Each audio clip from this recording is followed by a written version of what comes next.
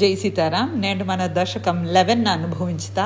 మోటి శ్లోకాలో భట్టత్రీస పేరు హే మారుత మందిరేశ, హే గురువాయూరప్ప క్రమేణ సర్గే నీయోడ ఈ క్రియేషన్ అనే ఈ ఆర్డర్న పరివర్ధమానే నెక్స్ట్ చేస్తా ఉండేప్పుడు ఈవెంట్ ఏం నడిచింది?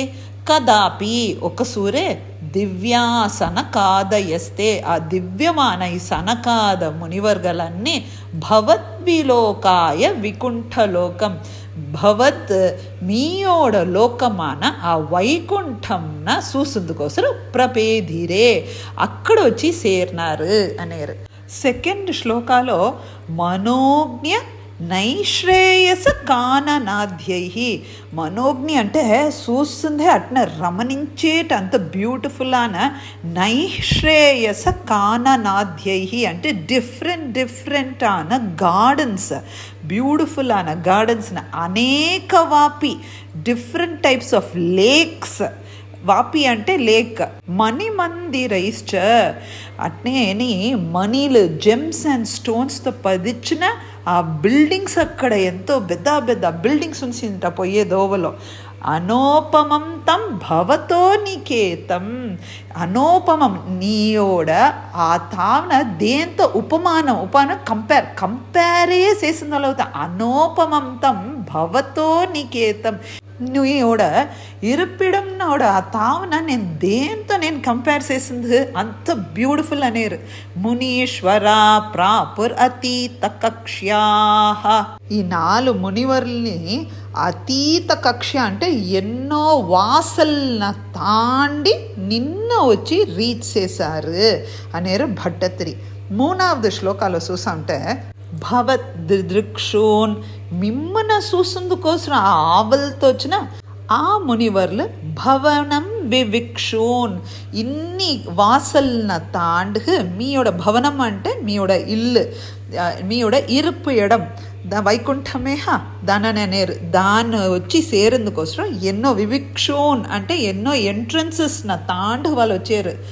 తాండు వస్తే స్వౌ జయస్థాన విజయోప్యరుంధాన్ అక్కడ 2 గేట్ కీపర్స్ జయని విజయ అనే వాళ్ళిద్దరు ఈ 4 మునివర్ల రుంధాన్ అంటే నిప్పాట్సారట. భట్టత్రి ఇక్కడ చెప్పారు సర్వం భవత్ ప్రేరణ యైవ భూమన్న, హే భగవన్న హే కృష్ణ ఇన్ని కారణం నీయోడ ప్రేరణ నువ్వే ఏం చేసేవు. తేషాంచ చిత్తే పదమాప కోప, ఆ జయని విజయ ఓడ హృదయంలో ఆ చిత్తంలో కోపం అనేది లోపెట్టింది. పదమోప అంటే లోపెట్టింది దోరు అది నీయోడ చెయ్యలే. భవత్ ప్రేరణ నువ్వే రోగులుండి ఊక్కించుడిసావు అనేసి భట్టత్రి చెప్పారు 3rd శ్లోకాలో.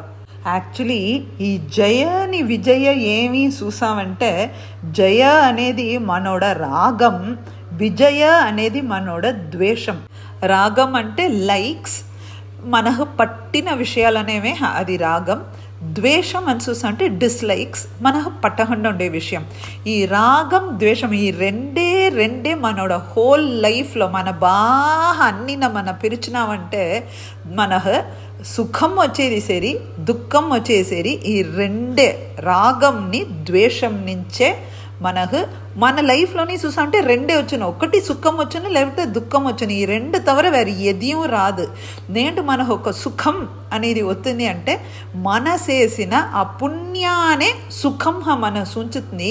మన చేసిన పాపశైల నుంచే మన దుఃఖం అనేది. సో ఎవ్రీథింగ్ మన లైఫ్లో చూసా అంటే ఇట్స్ ఓన్లీ డ్యూయల్.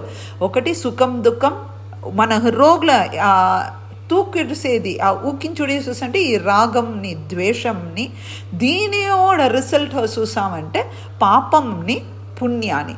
సో ఈ ఆల్ డ్యూయల్స్ దిల్లోండి మన బయట రావలే, దిల్లోండి మన తప్పించాలంటే దీనికి ఒకే ఒక మార్గమే ఏమీ చూసామంటే ఆ భక్తి జ్ఞానం అనే ఆ అగ్నిన మన రోగుల లేవపెట్టినావంటే ఆ అగ్ని మూలంగా ఏమవునా మనోட చిత్తశుద్ధి అవును భగవాన్ రియలైజ్ చేయొచ్చు. ఆ అగ్ని ఏం చేసినంటే మన రోగులో ఉండిన ఈ రాగంని ద్వేషంన భస్మమాక్సన.